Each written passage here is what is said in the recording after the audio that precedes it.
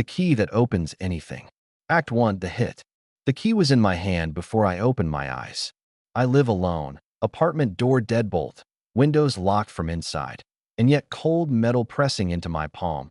The teeth digging grooves into my skin. The key wasn't mine. I'm an archivist. I catalog things. I don't lose things, and I don't find things that weren't there before. Then I opened my eyes. The key was obsidian black. Not metal. Not stone. Something else. Something that shouldn't exist outside the sealed case in Section 9 of the archive. The case I personally locked. The case I checked 4 hours ago. The key that allegedly opens anything. Doors. Safes. Locks that don't even have keys. I turned it over in my trembling fingers. The markings weren't worn. They were fresh. Carved yesterday maybe.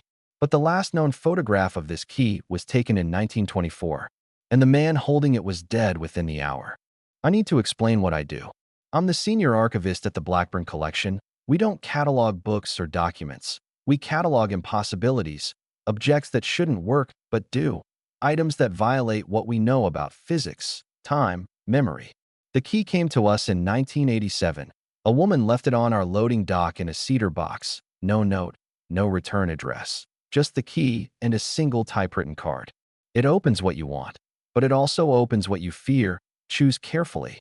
We tested it. Obviously, we tested it. The first researcher turned the key in a locked filing cabinet. The drawer opened. Inside was a photograph of her dead mother. No one had put it there. The second researcher used it on a sealed evidence locker. Inside was his own arrest record for a crime he hadn't committed yet. We sealed the key in Section 9, lead line case, 3 combination locks, biometric scanner. And yesterday I checked the case, everything intact. Last night the key was in my hand. But that wasn't the worst part. The worst part was what the key opened first. I didn't turn it in anything. I was still lying in bed, still confused, still telling myself this was a dream. But the key turned anyway, in my palm, without a lock, without a door. I heard the click. And then my closet door, the one I never opened because it's just coats and old shoes, swung open. The smell hit me first. Wet earth, formaldehyde, something sweet underneath like rotting flowers. The temperature in my bedroom dropped 12 degrees. I could see my breath. I got up. I shouldn't have. That was mistake number 1. I walked to the closet. Inside there was no wall, no coats, just a corridor stretching into darkness. The floor was packed dirt. The walls were limestone, and carved into every surface were the same symbols from the key. I checked my phone. 3:14 a.m. No service, no signal at all. The corridor smelled like the Mayan tombs I studied in graduate school. But I live in Chicago. My apartment is on the 3rd floor. There is no tunnel under my building. I did what any archivist would do. I documented. I took photos. I measured the corridor's width, exactly 38 inches, the same as the passageways at Chichen Itza. I noted the humidity, 72%, impossible for a Chicago winter. Then I heard footsteps, coming from the darkness, slow, deliberate, the sound of boots on packed earth. I should have run. That was mistake number 2. Instead, I whispered, "Who's there?" The footsteps stopped. Then a voice, female, calm, clinical like mine, said, "You have something that belongs to me." I recognized her voice. I had heard it yesterday in the archive. She was the researcher who requested access to Section 9, the one I denied because her credentials were wrong. She said her name was Dr. Elena Vasquez, but the photo on her ID didn't match her face. The real Dr. Vasquez died in 2019. I closed the closet door, locked it, sat on the floor with my back against the wood. The key was still warm in my hand. Here's what I learned in the next hour. The key was made by Mayan artisans in 900 AD, but not for kings, for something older, something the Mayans believed lived between doors, in the gaps where locks don't belong. 3 keys were made. 2 are lost. This one has been hunted for 3 centuries. The people hunting it aren't collectors. They're not thieves. There's something worse. They're people who want to open one specific thing. Their own deaths. Dr. Vasquez, or whoever she is, has been chasing this key for 40 years. She believes it can open the door between living and dead. She wants to walk through. The archive didn't protect the key. The archive was a trap, and I was the bait. Because here's the thing about the key that the Mayans understood. It doesn't just open physical locks. It opens you. Every fear, every secret, every door you've locked inside your own head. The key was in my bed because I dreamed about it. And for this object, dreaming is the same as turning the lock. I counted again. The number had changed. When I first cataloged the key, the case file said there were 3 known photographs: the 1924 image, a Polaroid from 1971, and one daguerreotype from 1863. Last night, I checked the file again. There were 4 photographs. The new one showed a man in his 30s, standing in front of a closet door, same markings, same limestone walls, same terrified expression. The man was me. The timestamp on the photograph was yesterday's date, the same day I checked the case, the same day I denied Dr. Vasquez's request. But I've never posed for a photograph in my life, and I've certainly never posed inside a Mayan death tunnel. The key doesn't just open doors, it opens time. And someone, something, has been watching me use it long before I ever touched it. This is where I made my third mistake. I went back to the archive, not to return the key, not to report what happened, but to prove I wasn't crazy, to find the photograph and burn it. The archive was dark. Motion sensors should have lit the hallway, but they didn't. The air smelled different, ozone and rust, like after a lightning strike. Section 9 was already open. The lead line case sat empty, but the biometric scanner still showed my print. The last access was 2:47 a.m., while I was lying in bed with the key in my hand. I checked the security footage. The camera showed me walking into Section 9 at 2:47 a.m., carrying the key, opening the case, removing something. But I wasn't there. I was asleep. I have the phone records to prove it. I have the neighbor who heard me snoring. The footage showed me smiling.